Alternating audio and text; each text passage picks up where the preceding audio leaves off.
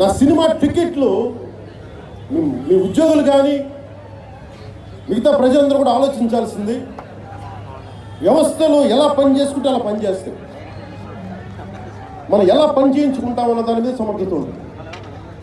నా సినిమాను ఆఫ్ చేయడం కోసం 10 రూపాయలు టికెట్లు పెట్టి చీఫ్ సెక్రటరీ నుంచి ఒక రాష్ట్రాన్ని నిర్దేశించే చీఫ్ సెక్రటరీ దగ్గర నుంచి ఎంఆర్ఓ దాకా సినిమా థియేటర్లకి కాపలాలు పెట్టి టికెట్లు అమ్ముతుంది.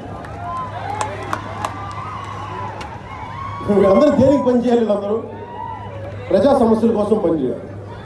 సినిమా టికెట్లకి ఇలాంటి చిల్లరకి జగన్ లాంటి వాడు వాడుతూ ఉంటే మనం ఏం మాట్లాడతాం? జగన్ ఏమనుకుంటాడో 10 రూపాయలకి అమ్మితే నేను నష్టపోతాను అనుకుంటాడు. ఈ చిల్లర యాషాలు, ఈ చిల్లర పనులు నాకేముంటుంది చెప్తాను. నేను ఇదే వైజాగ్లో, నేను భీమిలీలో ఆ గెస్ట్ హౌస్లో నేను ఉండేవాడు. ఇక్కడి నుంచి వెళ్ళి గెస్ట్ హౌస్లో నాకు ట్రైనింగ్ క్లాసెస్ ఉంది. సర్క్యూట్ హౌస్లో ఇంకోటి పైన ఒకటి ఉంటుంది గెస్ట్ హౌస్, మర్చిపోయింది. అక్కడ నేను యాక్టింగ్ క్లాసెస్ తీసుకున్నాను.